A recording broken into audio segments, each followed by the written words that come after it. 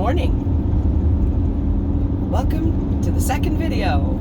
Okay, so last video I talked a little bit about transference, and then I talked about getting into challenging or being challenged by your therapist and why it's really important to be challenged, because sometimes our thinking is a little bit distorted. So this time I'm getting into, okay, what might it look like and why might we want somebody to challenge us when we go to a therapist, right? Why don't we go there looking to hear exactly what we want to hear? Okay, so the example that I'm using today is a road example. It shouldn't trigger anyone. It should be pretty safe, but I think it explains things and how we view, how our perspectives can be distorted based on our emotions involved. Okay, so you're driving, it's a beautiful sunny day, sunny afternoon, you're driving, casually, slowly, and there's a car that looks like it's traveling a bit quick coming up behind you. It goes to pass you, and then all of a sudden there's another car coming that you can see in the distance, and you're paying attention to that car in the distance, and this guy's trying to get in, and he kind of has to gun it a little and get in front of you. And so you go to your therapist and you say, okay, this experience that I had, I was driving, it was a beautiful Sunday, pace is slow, everything's going fine, and then all of a sudden I run into this really bad driver on the road and it ruined my whole day. Okay, so the therapist would say, well, maybe, hopefully, tell me a little more about that. What is that? What did that look like to you? How did it feel? Why did it ruin your whole day? Well, the guy came up behind me driving pretty quick. It's a nice Sunday day. We're going pretty slow, and rushes in and then pushes in front of me. Okay, well, he was just a jerk. Okay, well, that sounds like it might have been a little bit scary for you. Let's go over that. How did it make you feel? Well, like he was a bully pushing in on the, in front of me, rushing in that spot. Like he couldn't have slowed down a little. Now, we're stuck in what we, the person driving, sees is it's a beautiful day, we're relaxed, some driver comes up behind us, there's oncoming traffic that we can see, so he pushes in front of us, and we feel bullied. Okay, so let's take a look at this and break it down. What evidence do we have? Okay, we felt bullied, but let's review that. What could have been going on? It's a slow day. Maybe we're driving between 70 and 80. The speed limit's 80. This guy pulls up behind us really quickly, and there's oncoming traffic, or he goes to pass us, and then we both see there's oncoming traffic. So what do? Do we slow down to let him in? Do we speed up? Oh, we're not aware of what we're doing. We're paying attention to him and what he's doing. Okay, so here's part of the example. We don't realize maybe what we were doing to cause the reactivity to make him have to push forward and move over quickly. Maybe what happened from his perspective is that his child started choking. He's got to get to the hospital in minutes. He's driving just above the speed limit because he's in a hurry in a life and death situation. You're meandering along between 70 and 80 on your beautiful Sunday morning with the sun shining, nice and relaxed. He's not. So maybe he's got a panicked mom in the car beside him. Excuse me. He's got a child choking. He's not traveling in excess of the speed limit. He's just traveling a little quick. He goes to pass you. Lo and behold, you start speeding up. How many times do drivers do that? That's an absolutely normal thing. Not that it's okay or it doesn't make it right. Most of them probably don't even realize they're doing it. But you go to pass somebody and they speed up to the same speed as you are or faster, so you can't get in front of them and you have to drop back and go in behind them. That's part of bad manners on the road, right? Because you're supposed to drop back and let them in front of you, especially if they're going a little quicker than you. So what he sees is that you've sped up. Maybe you're not aware of it. Doesn't matter. You've sped up. He's in an emergency situation. He's got to gun it a little bit and push into a spot that makes you back up because there's not quite enough space there, and the other oncoming traffic is safely able to pass. But you go into that therapist office and you're not saying, oh my God, this person must have been in a hurry. I sped up when they tried to pass me, therefore actually making it unsafe. I'm going to take responsibility for my own behavior. No, we don't do that. When we go into the therapist's office, we're looking at what the other person did. We're looking at how their behaviors affected us, and we're not necessarily evaluating our own behaviors. Where in that example, you actually did something that caused them to have to speed up, and you felt bullied by that because they didn't back off and do what you wanted them to do on your slow meandering. And they were in a hurry. They're in an emergency situation, which of course you would not have any way to know that because you're not in their head or their car. They're appropriately handling the situation. Maybe in their panic, they are calmly assessing the situation so that they see the oncoming traffic that is plenty far enough away to pass you. But you're not looking at it from their perspective. You're looking at it from your own. And by the time you notice that this guy's trying to pass and you're not thinking about your own speed, or that you're actually driving faster now instead of slower to allow this person in, or even at the same speed where they would have been able to get in just fine had you maintained your slow meandering speed. But when we speed up and don't take into consideration the behaviors that we have, we're actually putting that person at risk. So in this situation, we were the ones who were creating the dangerous driving situation, not the other person that we're going in to talk to our therapists about. And that threw off your whole day. Meanwhile, that person couldn't get in front of you in a safe spot that they'd assessed was safe enough for them to make those moves they did. They have something completely different to consider, a whole bunch of other factors that you're not considering. They are in a crisis and handling things absolutely responsibly, or in a very high stress situation, which maybe they're used to dealing with, so they have to move quickly. But you're not recognizing that because you're not in that situation. So whose fault is that? It's two people coming from two different perspectives. There may not be fault, but you, the complainer to your therapist, may be the one at fault because you didn't back off and use your road etiquette.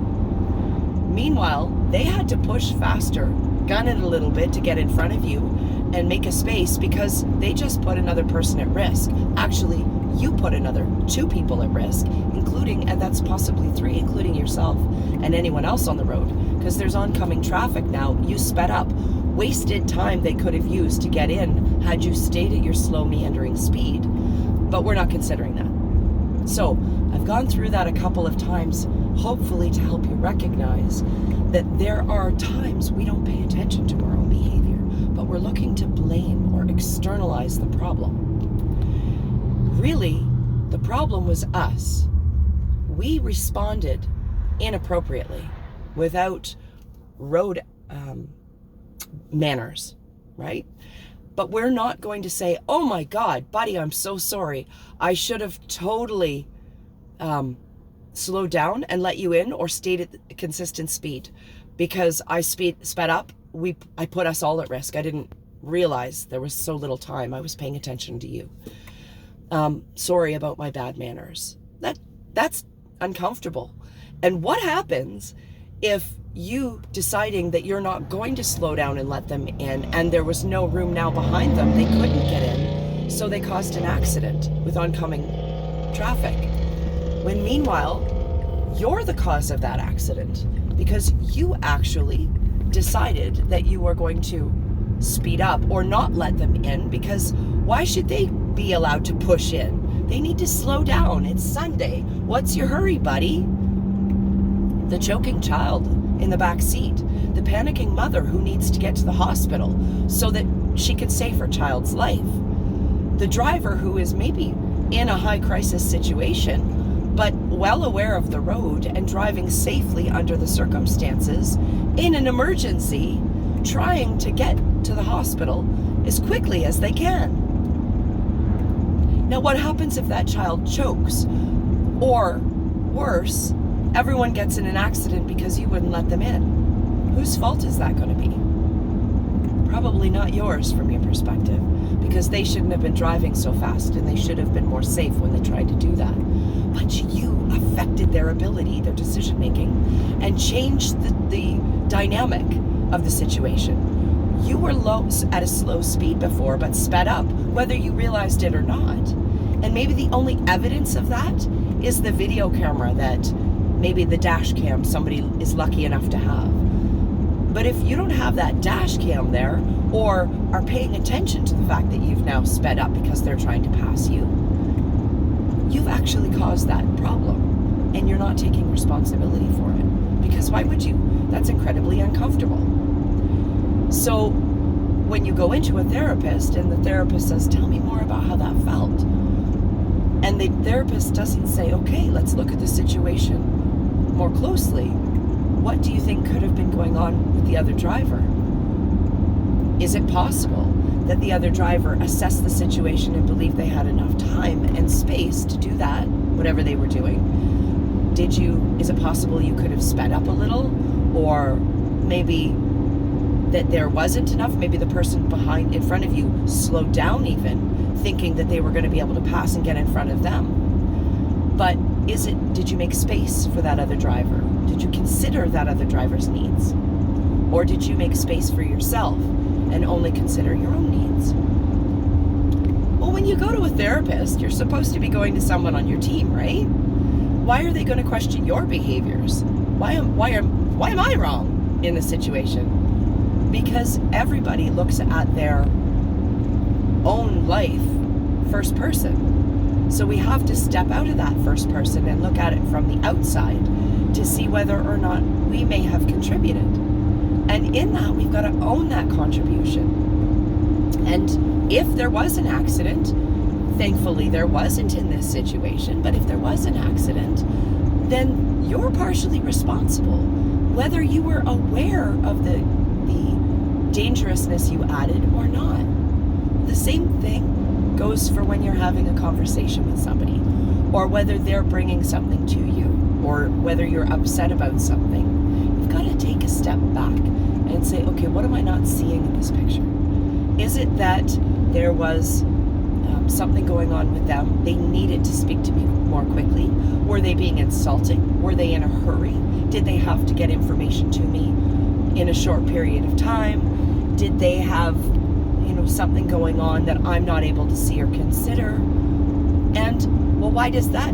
Because there is justification for, well, why does that make their rudeness okay? Or maybe they weren't being rude, but we took it personally and we felt as if they were being rude. Like in that situation, the individual saying I felt bullied when they had to push in front of me and make space, or we all would have been in an accident. Feelings are not facts. You were not, in fact, being bullied when that person had to move in. It is very possible they realized that you were speeding up and had to make an aggressive or more aggressive maneuver in order to help you realize you needed to back up. You needed to let your foot off the gas and give them space to get in. Just like in a normal situation, we need to practice that pause. We need to slow down sometimes and give credit where credit is due. Just because we interpret something as rude, just because we interpret something as bullying, doesn't make it so. And that therapist, a good therapist, will say to you, why do you see it that way? What evidence do we have that your version is accurate? And it may be totally accurate. You may be able to describe down to a T why this guy was weaving in and out. There may have been no emergency situation. He just might have been a very badly mannered driver. But 9 times out of 10, that's not the case. 9 times out of 10, we're not actually seeing what we contribute to a situation. And that other person has done something they needed to do, which is totally logical and appropriate. But we feel, or take it personally, and we feel that there's a problem with their behavior. and we completely miss what's going on with our own. Where we were the one who didn't take our foot off the gas to let them in. We didn't stop and pause to hear them maybe say something we didn't like about ourselves or that we didn't want to hear, that was uncomfortable. It's the therapist's job to help you go, stop. What is it that we're missing here? Because 9 times out of 10 people don't just do that. What about your own behavior? Are you not seeing? And if we had that other driver here, would they say, you sped up and that caused me to act more aggressively because we had oncoming traffic and it was becoming dangerous for everybody, even if you didn't realize that you sped up? How about somebody's trying to communicate something to you? This hurts, I'm upset. Can I talk to you about it for a minute? When you do this, it really hurts me. Here's how I feel. Here's how it makes me feel. Can we talk about this? Because we need to find a different way to do it. It can't continue. Now, if you turn around and you say to them, that's your problem. I didn't do anything wrong. This is all your interpretation. What about all of the times you did A, B, C, D, and E? You're not having a healthy conversation. And if you're going to a therapist to say, oh my God, so-and-so never communicates, so-and-so always does, so-and-so, your therapist is going to challenge you on, that's that's odd, because you've expressed an always and that this person never. But if we looked at the situation, would they see the same? Would they feel that they never do something or that they always do something? Are we okay to blanket it with that? Because I'm sure if we look through it, have there ever been any times where they have done those things? And I'm sure we'll find times, many times, where someone has in fact done what we say they never do or always do. In fact, they don't. When they step up and say something to you, it's probably because they've taken the time to think it through and or had reason, a justification for talking to you as quickly as they did. Maybe they had 2 minutes, maybe you had 2 minutes and you only gave them that amount of space. So what we're doing, next video, we're going to get into the nitty-gritty of how it feels to hear we've maybe done something less than appropriate, or when we're challenged, and what we want to do, how we want to be able to open up to hear that therapist say, hey, let's look at this in a healthy way. How can we fix the situation? How can we interpret it differently so that it doesn't ruin your whole day? All right, thank you. I'll leave it there. It's not 10 minutes like I said in the last video. It's almost 20 now, but thank you for spending this time with me. I really appreciate it, and I look forward to seeing you soon. Have a great day.